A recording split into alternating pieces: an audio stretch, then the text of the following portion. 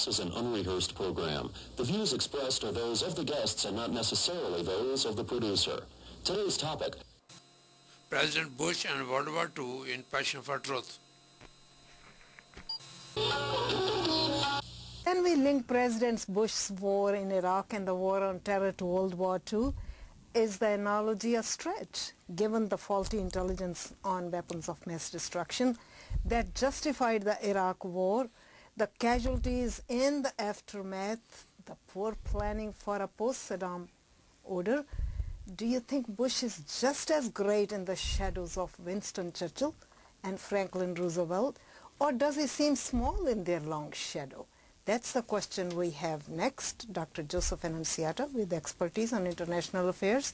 Dr. Annunziata worked as an advisor to the Assistant Secretary of Defense on international issues. He was a senior staff member at the White House. Dr. Gregory Staunton, currently with the President, Genocide Watch, a professor of human rights, University of Mary Washington, Fredericksburg, formerly with Woodrow Wilson Center Institute for Scholars. He was also a professor at the American and the Washington Lee Universities. Holly Jelani, political analyst, also chair of the Asian Task Force of the United Nations Association's National Capital Area. She just returned from Iraq recently and has lots of sensational stories to tell. And Shekhar Tiwari, political analyst from Northern Virginia. Welcome you all. Starting with you, Joe, how does Bush measure up against the old presidents that we talked? Well, I think it's a very difficult comparison to make. We are talking about a world war in which we had allies from all over the world, and many countries from all over the world were involved, and the planning took months and years.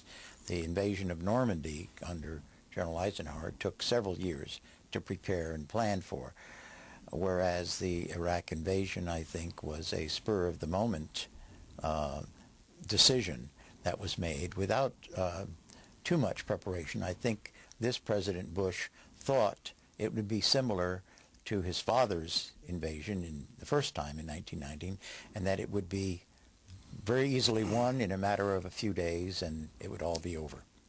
What could, Greg, America learn from Winston Churchill and Roosevelt in its fight against terrorism? I think the main thing it should learn is how to build alliances. FDR and Churchill were willing to make an alliance even with Stalin.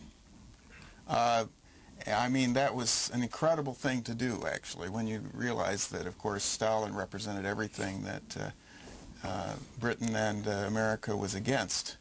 And yet they realized they had to have Russia if they were going to defeat Hitler. I think the biggest mistake that President Bush has made in this war against terrorism is not paying enough attention to the need to really build alliances and use multilateral means of attacking the problem. My own view, of course, in terms of comparisons with other presidents is I think he's most like Rutherford B. Hayes, who was the 19th President of the United States, who lost the popular election, was elected by the House of Representatives after there were controversies over the election and the ballots in 4 of the states. So, when you look at the parallels, it's really amazing. Hayes, in fact, also ended Reconstruction, took the country backwards in terms of its treatment of Negro Americans. There are a lot of parallels, and I would argue that unfortunately Bush has not learned the lessons from Winston Churchill and FDR that he needs to.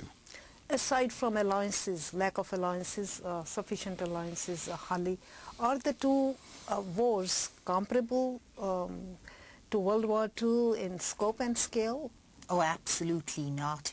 You said yourself World War II. That was a world war. Yes, we keep on hearing about, you know, this global war on terrorism. And of course there is a very insidious war being fought by certain terrorists. However, to say that it's actually a world war would be exaggerating.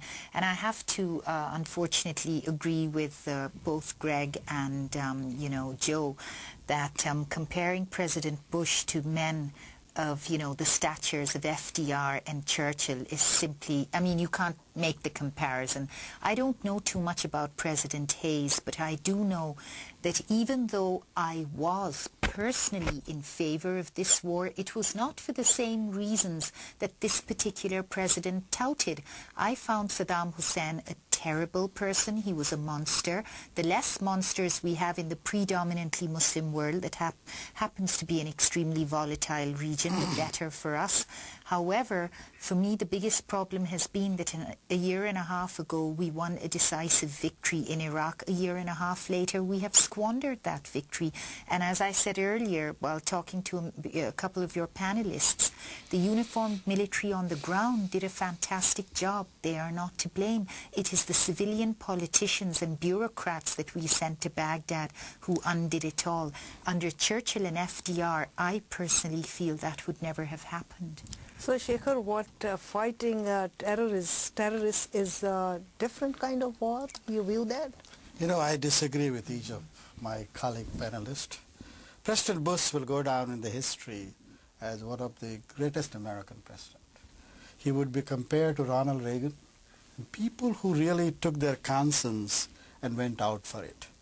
You know, Iraq war, we tend to follow Democratic Party propaganda and talk about whether there was a WMD or not WMD, whether the intelligence was faulty. Iraq war happened for the same reason, you know, to really keep the American worse. When the World War II happened and 9 million Jews were killed, what did this country do? Nothing. They just waited and watched. Now, when the 1.5 million Kurds and 0.5 million Shias were butchered, after President Bush's father pulled out of Iraq, after Americans gave the word that I will protect you, and they pulled out, and these people were killed. 2 million people were killed, and that could have been prevented by the President Bush, his father. He didn't.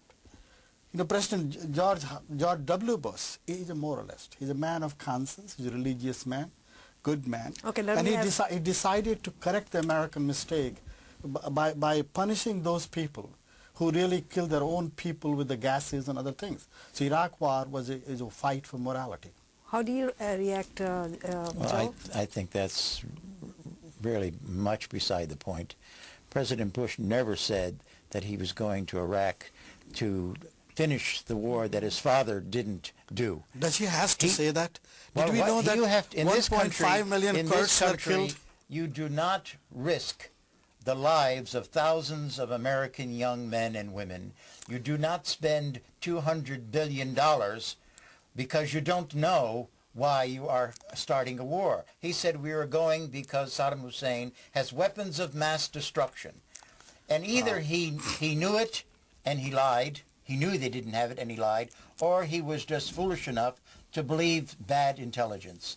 So he made a big mistake, and what I fault him for is not acknowledging that it was a mistake. He still says to this day that he did the right thing, but nobody knows what he did and why he did it.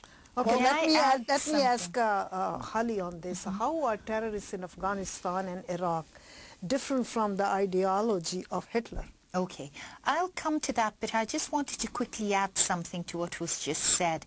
You know, talking about whether or not it was a moral war, I don't think you were paying attention to what I said earlier. I was in favor of this war for moral reasons, but moral reasons were never used to justify the war.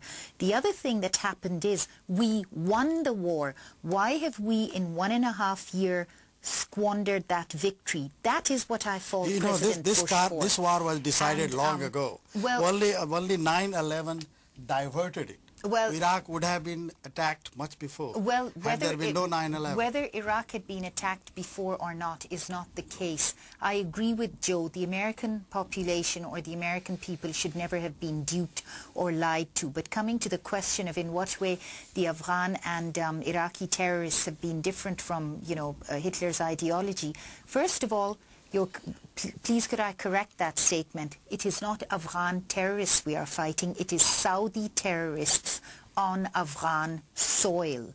The Taliban are not global